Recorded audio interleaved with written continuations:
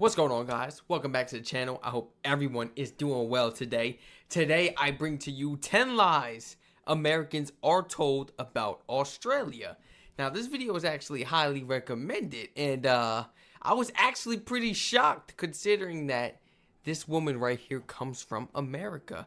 But everyone was telling me that this woman right here keeps it real, and she's going to break down all the lies that are told about Australians and, typical stereotypes and stuff that just happen to not be true. It's nonsense, man. You got to visit the country yourself to figure it out, basically. Let's go ahead and jump right into this. Let's show some love to the channel. So her channel is Kinda Australian.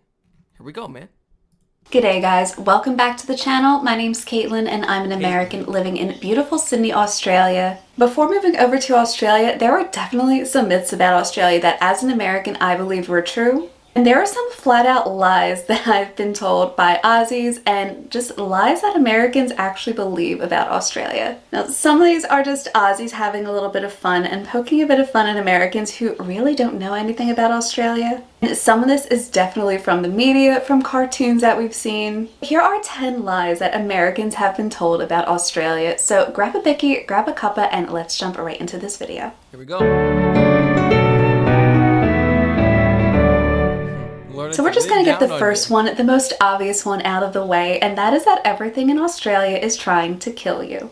I have to say, as an American who's lived in Sydney for over a year now, I can say for certain that I have come across one deadly animal the entire time I've been here, and even then it's not really that deadly to adults, and that is a redback spider over here. Okay. That doesn't mean that Australia isn't home to some deadly snakes and some venomous spiders and sharks and jellyfish and crocs, but overall... Look, home of the deadly everything, okay? Scorpion, I got scorpions? Man, everything. It's bad over there, man. But it's not so bad. Apparently, if you respect the wildlife, they respect you. They don't really bother you. It's not a promise, but yeah, just, be cautious. This isn't something that the average everyday Aussie is going to run into over here. No one's fighting a croc on their way to school or running from a brown snake on their way to work. You're probably not going to find a funnel web spider hiding in a woolly somewhere ready to bite you. The Americans have this overblown concept that you're constantly going to be running into deadly and dangerous animals over in Australia. If you're like me and you live in a pretty populated area, pretty close to a city, which the vast majority of Aussies do, right, you're probably not going to be running into deadly snakes and spiders on a regular basis. Will you see them? Most likely, yeah, especially if you're somebody who wants to get out and travel a little bit, go on bushwalks, check out the beaches and whatnot. You might eventually run into a shark or a snake, or if you decide to go up to Darwin, be careful because there are crocs pretty much everywhere near water up there. But just because there are deadly animals here in Australia, it doesn't mean you will run into them all the time. And to be honest, most Aussies aren't really too concerned about running into a deadly snake or spider in everyday life. The next myth is that it is so expensive to live in Australia. Now, if you're going to look at Australia and every single other country in the world, yeah, Australia is pretty expensive, but compared to America and compared to the average 10-year cost that you would spend living 10 years in the States compared to 10 years in Australia, it's actually a little bit cheaper to live in Australia than it is in the States. If you could survive here in the States and live comfortably, or just let alone survive, I think you'll be fine in another country. You'll be all right. Aussies do have to pay a Medicare levy, or even if you choose to get private health insurance, it's so much cheaper and it covers so much more. Right. If you get sick within the 10-year period in the States, you're going to have to pay quite a hefty bill for the vast majority of Americans. On top of that, health insurance in general costs more, plus you have deductibles that you have to pay. And besides that, food costs more. I just did a video recently on the grocery costs, and it's actually more for groceries over in the States than it is here in Australia. And a lot of people in my comments have pointed out that part of the reason this myth exists is because a lot of Americans come over to Australia and they just go to the touristy section. So of course, restaurants are going to cost more. The grocery stores in the CBD areas are going to cost. That's the ones that didn't do no research or nothing before they traveled. They just went, I'm going to go here. You went to the tourist attractions. Somebody want to be there. I want to be where the locals be at. Where the regular prices are. I don't know. You're not gonna play me like a tourist. I want to be where the locals are. Get a feel for the culture, man. More. Diversity. If you're doing touristy things, it's just naturally going to be more expensive because they know that you'll pay for it because of the area that you're staying in. And more than likely, if you're visiting Australia, it's probably a once-in-a-lifetime trip for a lot of Americans. Oh, yeah. So there's this perceived notion that it's so much more expensive to live in Australia, but really, it's actually a little bit cheaper. So I'll be frank, you guys, I've had mostly women over in America ask this or point this out, and that's the notion that Aussies, particularly a lot of Aussie men, are either the typical surfer bro types, the whole blonde hair, blue eye, beach body types, or they're basically Mick Dundee, Crocodile Dundee. That's definitely the stereotype, and I know so many Aussies who are nothing like that at all. I recently married an Aussie who is nothing like that at all. At the end of the day, Aussies are just as varied and culturally different as Americans. She done packed up and moved from the U.S. to Australia. Got her a Aussie boyfriend. Husband. Hey, congratulations, man. She done got up out of here. She got up out of here for real, for real. Start a whole new life. Australia is a huge culturally diverse country. And there are people with different backgrounds, different religions, different races, and people grew up in different types of homes and different environments. You're going to find the good, you're going to find the bad, you're going to find a ton of people in between as well. So no, not all Aussies are the blonde hair, blue-eyed surfer types, and not all of them are basically little versions of Crocodile Dundee. The fourth one comes so much from American commercials, and that is Australians drink Foster's beer. Because the slogan is Foster's, Australian for beer, and that's really the only sort of Aussie beer that Americans ever hear about or know about. Yeah, I seen when it comes to spirit, a video and a few tweets on that. Don't you dare give an Aussie that beer. Not having it. That's not what they're drinking on a day-to-day basis, man. Just because typical stereotype. Oh, they must be drinking this one. No. I've seen multiple videos related to that. Stop doing that. And breweries and distilleries. Typically, a lot of Americans don't really know that much about Australian alcohol. I mean, I have a bottle up here of Yellowtail, and there's only 3 major types of wines that you can get at pretty much any wine and spirit store over in the States. And I call them wine and spirit stores because that's what they were called in Pennsylvania, where I was from. But you basically just get Yellowtail, 19 Crimes, and Fisheye. You're not going to get a huge variety of Australian alcohol, and that includes beer and wine as well. So a lot of Americans think that Aussies drink Foster's, and ironically, even though Foster's was invented in Melbourne, it was actually invented by 2 Irish-American brothers who came over.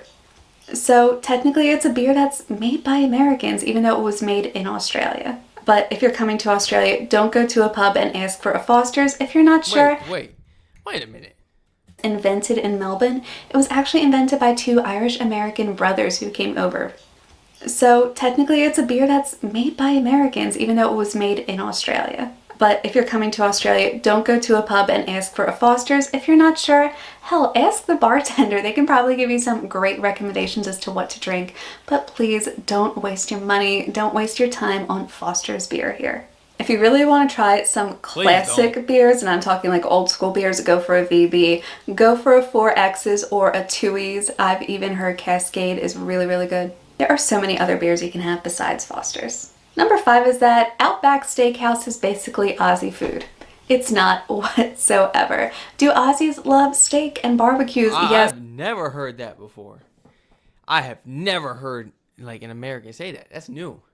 If they're saying that, something's going on. Something's wrong. We got an issue. Absolutely. I know so many Aussies who love steak, who love meat, who love to barbecue, who love to grill, as we also call it over in the States. But to be honest, hey, we're my medium well people out there, man. We're my medium well people. You know, I used to be well done, but now we on that medium well. Now my burger, anything else got to be well done. But look, when it comes to that steak, medium well now. Honest, things like the bloomin' onion really isn't a super traditional, popular dish over here in Australia. You're not going to find meat pies on any Outback Steakhouse menu, but that's one of the most iconic and classic Aussie foods without it being a brand of food like Shapes or Vegemite or Tim Tams. They might have like brownie sundaes and cheesecake, that generic sort of American dessert stuff on their menu, but a lot of Aussies over here, when it comes to desserts, they think of things like pavlova.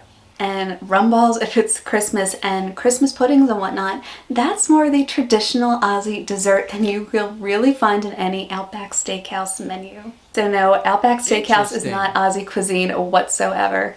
In fact, Outback Steakhouse was founded in Florida. It's very, very gimmicky. Who was thinking that? Am I Americans? Y'all, be honest, man. We don't judge over here. Was you really thinking that?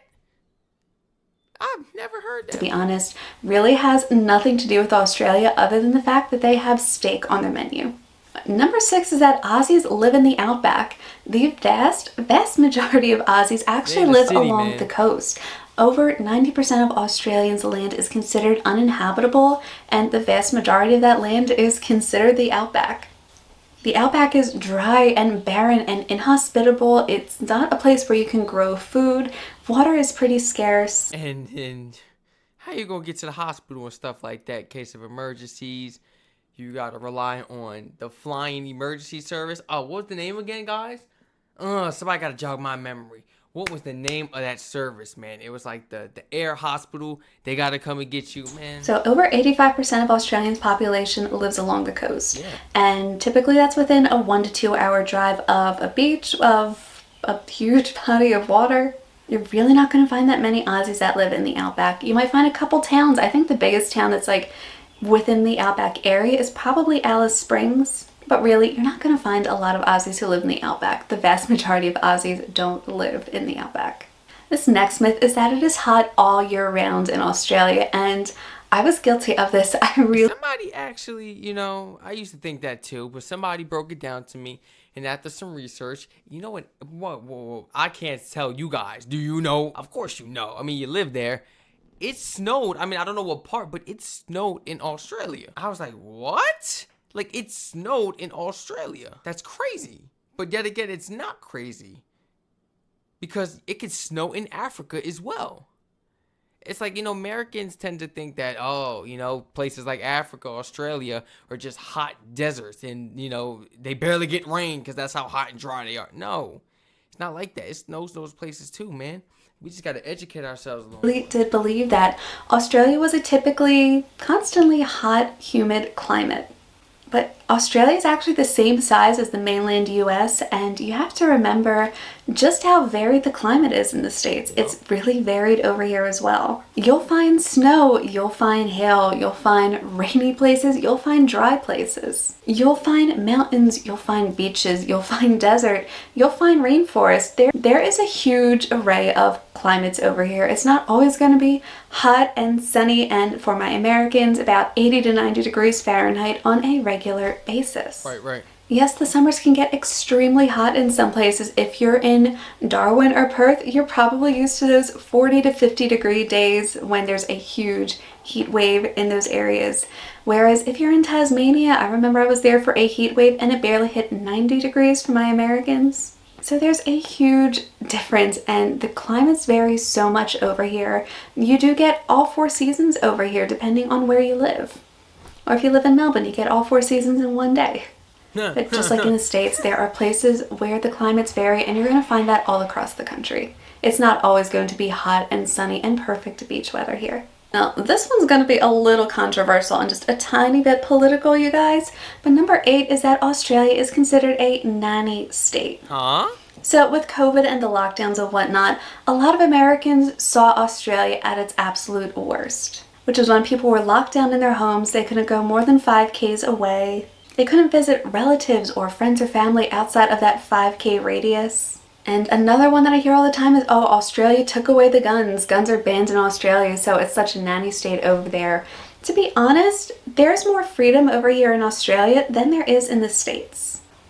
Having the right to bear arms doesn't necessarily make you more free. Because there were stricter rules enforced during COVID doesn't necessarily mean that you're more free in general either. That doesn't mean that you live in a nanny state. Let's be fair, America's a pretty nanny state as well, if you're going to start comparing it that way. Like, America's actually one of the most invasive countries when it comes to freedoms and rights, even abroad. As an American abroad, I have to pay taxes and I have to declare to every single bank that I ever go to outside of the US that I'm an American citizen. not just for regular generic record keeping purposes, but because America actually goes to all of these banks and requests records for any American that is abroad. So if you're not American and you've opened a bank account recently and wondered why you had to check a box maybe that said you're not American, that's why America actually has its hands in all of these corporate banks around the world. Thank you, FATCA. So no, I lived in Australia for a year now, and Australia is more free than it is in the States. I definitely wouldn't call it a nanny state, and when you look at the state of a lot of other countries in the world, it's kind of ridiculous. Man, we got places like the UK, Australia, Canada, you know, safe places, safe countries to go to and just relax. You know, you don't have to worry about people with guns and everything. No, you don't have to, you know, every place has their ghetto areas. Some places might not even go as far as having firearms in their ghetto areas. Maybe just melee weapons, or just not even that. Maybe they're just tough people, you know. Every country is different, and those really be the tough ones, you know. Come out here to America, these areas, people don't be tough. They're just armed. You can't outrun a bullet. You can't fight a bullet. You can't beat that. So I was like, all right. Like, you know what I'm saying? There's no freedom here, man. You know, being able to own a gun, there's no freedom. What about if nobody can own guns? Hey, walk around here safe with a million chains on, money hanging out your pocket, this and that. The only way for somebody to get it is if they were to actually physically try to take it from you in the tough way. In a tough way. You know, not like how these people doing now, the punk way. They're going to pull it out. I got time for that. To consider Australia a nanny state. Moving on to something a little bit more lighthearted, and that is that you will see kangaroos and koalas everywhere in Australia. I've been here for a year and I haven't seen a single koala, which is actually kind of sad and upsetting because I do really want to see a koala in the wild at some point. I don't really know where to go to see those though, and maybe we're just visiting the wrong places or we're at the wrong times, but yeah, I haven't seen a koala at all in the year that I've been here, and we've traveled to quite a few places around New South Wales and Canberra. But as far as kangaroos go, you're mostly going to see them as roadkill, to be honest. You're going to find a lot of kangaroo that are dead along the side of the road. That's probably going to be the first kangaroo you experience over here in Australia, which is a bit of a bummer. It's a bit of a letdown to see that, but it's the truth. Kangaroo are kind of similar to deer over in the... I was just about to say that. So they're just like the deers. They run across the street and they get hit. And they just leave them right there. States, they're kind of pests, and chances are the first time you see them, it'll probably be roadkill.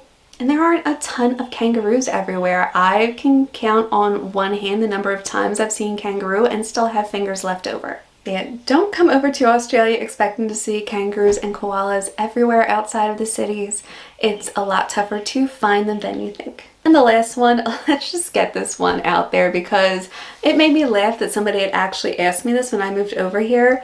Toilets in Australia do not flush backwards. Here we go, man. I can't believe that's something that people are still asking, even though it's been years and years since The Simpsons came out with that episode about Australia. But no, the toilets in Australia do not flush backwards. In fact, it entirely depends on the mechanisms that are within your toilet, so they can flush either way. In the States, they can flush either way here. Man, so many toilets here in the States. I've seen them go clockwise and counterclockwise. You guys have told me out there in Australia, it is not counterclockwise. It's clockwise, man. And it really depends on the toilet, the system you have as well, you know, but most come clockwise. But we do have some people that like to spice things up and I guess, you know, have their toilet flush counterclockwise. Nothing wrong with that. But yeah, it's not something that's within the whole country, guys. Just gotta, you know, learn a little bit more, do a little bit more research, and just go out and travel and experience for yourself. Because, you know, even as a young kid, I used to think certain things about countries, and then when I actually traveled to them, I'm like, wow, it is beautiful, it is marvelous. You know, every place has their slummed out areas, but no, not the whole entire country itself. They be trying to act like the whole country itself is in poverty or the whole country is just a hot desert. If you all enjoyed this video checking out 10 lies Americans are told about Australia, your beautiful country, please feel free to like, comment, subscribe, and turn all post notifications on for any of my Americans or, you know, any of my other people coming from different countries other than Australia. What did you think? Was this actually your first time getting introduced to some of these lies? And if not, what are some of the common lies that you have heard plenty of times about Australia? Common stereotypes and lies about the country, you know, the weather, the animals. Like, come on, man. Like, you know, the common things we hear going around our country. Everyone stay safe, and I hope to catch you all in the next reaction video.